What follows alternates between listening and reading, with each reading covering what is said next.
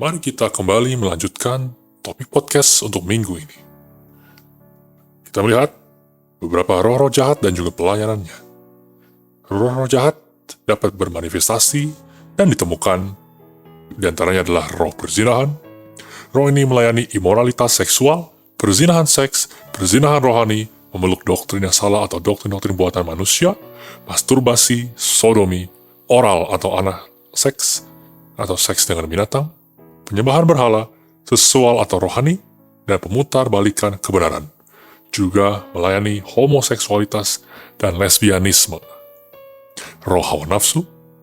Roh ini melayani berbagai macam hawa nafsu, yang termasuk roh-roh ini adalah roh nafsu untuk kepentingan diri sendiri, roh lapar mata, roh keinginan daging, roh haus akan kekuasaan, roh haus akan kesejahteraan, uang, dan kontrol. Roh kontrol. Roh ini melayani kontrol terhadap pasangan, karyawan, anggota keluarga, gereja, orang-orang, dan sebagainya. Dalam lingkungan keluarga dapat dihubungkan dengan kodependensi, atau juga disebut saling ketergantungan yang tidak wajar. Roh ini bekerja erat dalam rupa tali tiga utas dengan roh Isabel dan antikris atau roh religius. Kadangkala ia juga bekerja erat dengan roh sihir untuk mempertahankan dominasi melalui manipulasi dan intimidasi. Ini adalah kata kunci untuk kehadirannya. Roh sihir. Roh ini ada di belakang dari semua sains okultisme dan praktek-praktek okultisme, termasuk semua yang berkaitan dengan gerakan zaman baru atau New Age. Roh ini berada di belakang kekuatan dan kuasa praktek-praktek telepati, pembacaan psychic atau ramal, tenung, kata-kata sihir, dan conjuration, yoga, dan meditasi transendental, dan perbuatan-perbuatan psychic cenayang.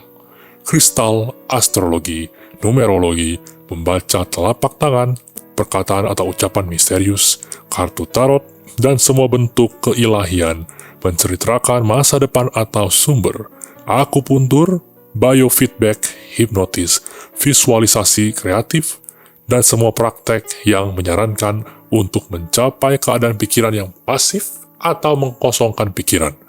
Kepasifan adalah pintu untuk masuknya roh jahat, termasuk kepasifan kehendak, roh, pikiran, sikap, pembicaraan, dan bahkan tubuh. Ini adalah roh yang berada di belakang satanisme dan praktek-prakteknya.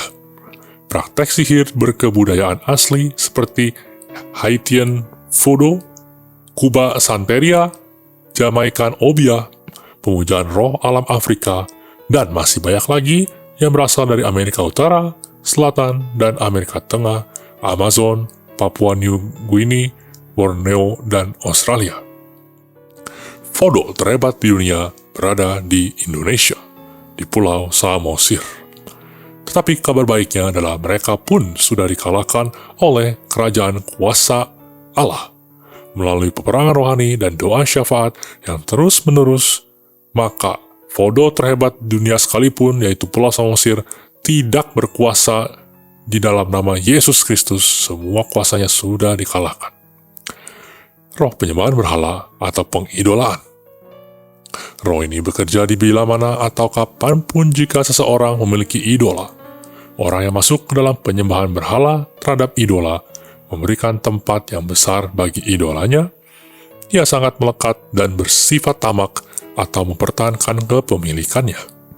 Idolanya bisa saja benda atau kepemilikan akan kuasa atau kepentingan, atau idola olahraga, hiburan, posisi, intelek, pengajaran intelektual, profesi seseorang, pikiran, uang, seks tubuh manusia, organ seks, bahkan opini sendiri mengenai kebenaran yang ditempatkan di atas altar hatinya sendiri, namun jarang terjadi.